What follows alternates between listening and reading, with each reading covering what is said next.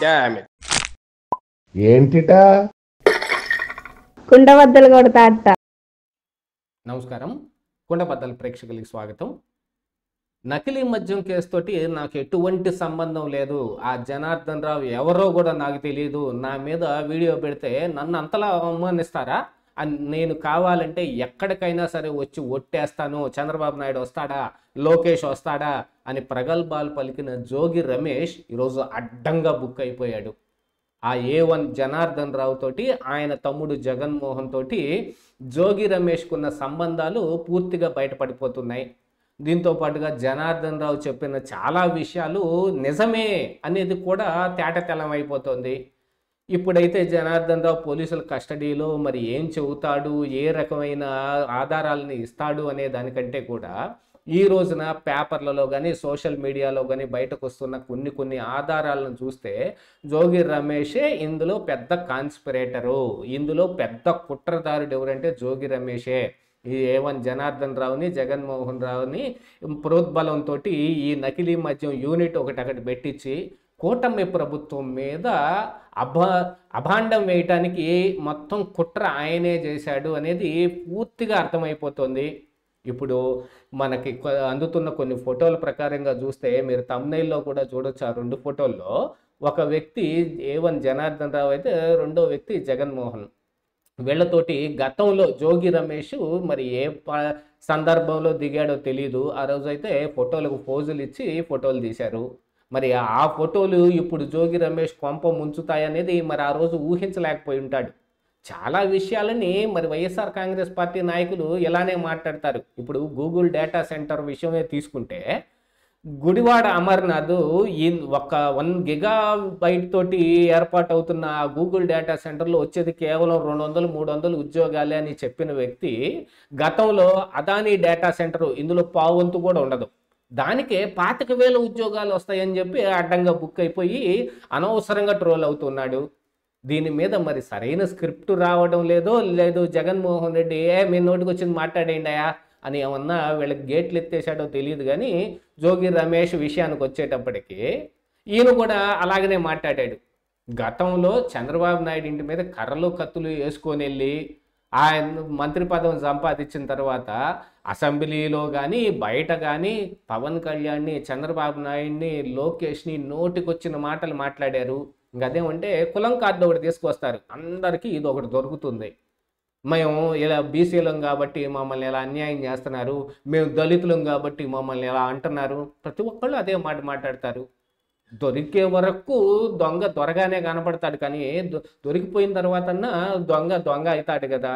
అలాగా ఈ రోజున ఫోటోలు బయటకు వచ్చాయి. ఎవరో తెలియదు అన్న వ్యక్తితోటి ఇప్పుడు జోగి రమేష్ ఫోటోలు బయటకు వచ్చినాయి అని అంటే మరి అందులో కొన్ని రకాలైన ఫోటోలు ఉంటాయి. ఇప్పుడు చంద్రబాబు నాయుడు తోటి కొంచెం ఫేమస్ సెలబ్రిటీస్ ఉన్నారనుకోండి, వాళ్ళతోటి మేము మీ అభిమానులం అని చెప్పి పక్క నుంచొని దిగే ఫోటోలు వేరు. కానీ ఇప్పుడు బయటకు వస్తున్న ఫోటోలు అలాంటివి కాదే. ఏదో ఒక ఫంక్షన్లో పక్కన కూర్చొని వాళ్ళతోటి మంతనాలు కూడా మాట్లాడుతున్నట్టుగా కూడా కొన్ని ఫోటోలు ఉన్నాయి.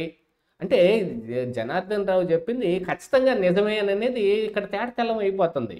దీంతో పాటుగా ఆయన ఈ నకిలీ మద్యం తయారు చేయించడానికి కానీ, అది నింపటానికి సీసాల మ్యానుఫ్యాక్చరింగ్ కానీ, లేకపోతే దాని మీద వేసే లేబుల్ కానీ ప్రింట్ చేయించడానికి, తయారు చేయించడానికి వాడిన కొన్ని లెటర్లు అవి కూడా బోగస్ లెటర్లే.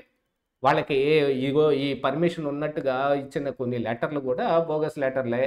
అవి కూడా జోగి రమేష్ సృష్టించుంటాడు. ఎందుకంటే గతంలోనే ఇలాంటి ఇలిసిట్ లిక్కర్ని, నకిలీ మద్యాన్ని జోగి రమేష్ ఆధ్వర్యంలోని వీళ్ళు తయారు చేసి ఈ ఇబ్రహీంపట్నం ఈ ప్రాంతంలో బాగా ప్రాచుర్యంలోకి తీసుకొచ్చారనేది కూడా ఒక వాదన నడుస్తుంది. ఇప్పుడు గతంలోనే చేసిన వ్యక్తి మరి ఈ రోజున ఇలాంటి ఒక కార్యక్రమానికి పురిగొల్పాడు అని అంటే చేయకుండా ఉంటారా? అంటే జోగి రమేష్ ప్రోద్బలం లేకుండా ఇది జరిగే అవకాశం లేదు, అదైతే తేటతెల్లంగా కనపడుతుంది. ఇక జోగి రమేష్ ఎన్ని బొంకులు బొంకినప్పటికీ నిజమైతే బయటకు రాకపోదు కదా. మనం చెప్పిందల్లా నిజమైపోదు. నిజం అనేది సపరేట్గా ఒకటి ఉంటుంది. మనం అబద్ధం చెప్పామా నిజం చెప్పామా అనేది ఆ నిజం ద్వారా బయటపడుతుంది. అదే కదా మరి అసలు పాయింట్. కీ పాయింట్ ఇక్కడ ఉంటే జోగి రమేష్ చేసిన పని, ఆయన చెప్పిన మాట కుట్ర పచ్చి అబద్ధం అని. ఏదైనా ఒక మోసం చేయదలుచుకున్నప్పుడో లేదు కుట్ర చేయదలుచుకున్నప్పుడో మనకి తెలియని వ్యక్తులతోటి, దూరంగా ఉన్న వ్యక్తులతోటి, మనకు అసలు సంబంధం లేని వ్యక్తులతోటి చేపించాల్సింది ఈ జనార్దన్ రావు తోటి చేపించి జోగి రమేష్ అడ్డంగా బుక్ అయిపోయాడు. కూటమి అధికారంలోకి వచ్చిన దగ్గర నుంచి ఇతను అనేక రకాలైన ప్రయత్నాలు చేశాడు. వాళ్ళతోటి కలిసిపోయే ప్రయత్నం ఒకసారి, వాళ్ళతోటి మంచిగా ఉండే ప్రయత్నం ఒకసారి, ఇదిగో ఇలాంటి కుట్రలు చివరిసారి. ఇంకా నాకు తెలిసి ఇదే లాస్ట్. ఇప్పుడు జనార్దన్ రావు ఇచ్చే స్టేట్మెంట్ తోటో లేకపోతే పైన దొరికే ఆధారాలతోటో ఈ నకిలీ మద్యం మీద కూడా ఒక సిట్ వేశారు కాబట్టి ఆ సిట్టు కూడా కొన్ని వ్యవహారాలు తేలుస్తుంది. గతంలో లిక్కర్ స్కామ్ విషయమై జగన్మోహన్ రెడ్డి దాకా ఈ వ్యవహార శైలి మొత్తం సిట్టు వెళ్తుంది అని దాన్ని పక్కదోవ పట్టించడానికి ఇలాంటి ఇలిసిట్ లిక్కర్ పేరుతోటి దాన్ని తీసుకొచ్చి ఇప్పుడు చూడండి అందరూ దీని మీదే మాట్లాడుకునేదాకా. కానీ సాక్షి పత్రికలో కూడా ఈ జనార్దన్ రావు టీడీపీ వ్యక్తే, చంద్రబాబు నాయుడుతో చూడండి ఎలా ఫోటోలు దిగాడో. తంబలపల్లి నియోజకవర్గంలో ఉన్న ఆయనతోటి జనార్దన్ రావుకు ఉన్న ఫ్రెండ్షిప్ కానీ, ఆ టీడీపీ ఇన్ఛార్జి మరి ఈ రోజుకి ఆఫ్రికా నుంచి రాలేదు, ఆఫ్రికాలోనే ఉండిపోయాడు. అసలు ఇక్కడ కీలకంగా కనబడుతున్న పాయింట్ ఏమిటి అని అంటే, జనార్దన్ రావు ఆఫ్రికా నుంచి ఎందుకు వచ్చాడు అని అంటే జోగి రమేష్కి ఆయనకి కొన్ని వ్యవహారాలు చెడిపోయినాయి, అందుకనే జనార్దన్ రావు అక్కడ ఉండకుండా వచ్చేసాడు. అక్కడ ఏదైనా హాని తలపెట్టే అవకాశం ఉందని జనార్దన్ రావు భయపడుతూ ఉన్నాడు. ఇలాంటి అంటే యాక్చువల్గా సగం నిజం చెప్పి సగం అబద్ధం చెప్పటం మూలానే ఈ వ్యవహారం అంతా ఇట్లా బయటకు రావాల్సిన అంత అగత్యం పట్టింది. జోగి రమేష్ కూడా నేను అందరితో మాట్లాడేశాను, మీరు వెళ్ళి అక్కడ ఇది యూనిట్ పెట్టి తయారు చేయండి, మీరు చివరిలో వెళ్ళిపోయే సమయానికి గాను నేను మిమ్మల్ని తప్పించేసిన తర్వాత ఈ వ్యవహారం బయట పెడతాను అని మాట్లాడేసి పంపిస్తే తీరా విషయాలు బయటకు రావటం మొదలు పెడితే జనార్దన్ రావు భయపడిపోయాడు. ఇదేదో కొంప ముంచి మన మీదకే వచ్చేటట్టుంది, జోగి రమేష్ అయితే మనల్ని ఏం పట్టించుకొని కాపాడు లేదు. ఇప్పుడు ఈ ఇన్ఛార్జిని కూడా వాళ్ళు సస్పెండ్ చేసి అవతల పాడేశారు. జగన్మోహన్ రెడ్డి లాగా వాళ్ళు ఏమి నెత్తిని పెట్టుకోరు కదా. శవాన్ని డోర్ డెలివరీ చేశాడని చెప్పిన అనంతబాబుని తీసుకొచ్చి పక్కన కూర్చోబెట్టుకుని అంబేద్కర్ స్టాచ్యూని ఓపెన్ చేసిన వ్యక్తి జగన్మోహన్ రెడ్డి. దాంతోపాటుగా మిగతా ఎవరినైనా సరే ఎక్కడ ఏ అకృత్యం అఘాయిత్యం ఏం చేసినా సరే వాళ్ళని ఏ రోజున పార్టీ నుంచి సస్పెండ్ చేయలేదు. గుడ్డలు ఇప్పుకొని తిరిగిన మా ఎంపీలు ఉన్నారు, డోర్ డెలివరీ చేసిన ఎమ్మెల్సీలు ఉన్నారు, అఘాయిత్యాలకు పాల్పడ్డ ఎమ్మెల్యేలు ఉన్నారు. పిన్నెల్లి రామకృష్ణారెడ్డి చేసింది ఏంటండి?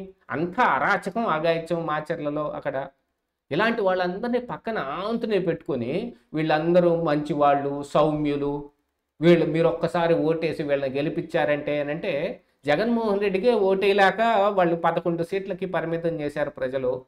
అయినా బుద్ధి తెచ్చుకోకుండా ఇలాంటివన్నీ పెడితే జోగి రాసుకుంటే బూడిద రాలేదు అన్నట్టు ఇప్పుడు జోగి రమేష్కి బూడిద రాలే సమయం గట్టిగా ఆసన్నమైంది. ఇదే ఈరోజు కొండబద్దలు.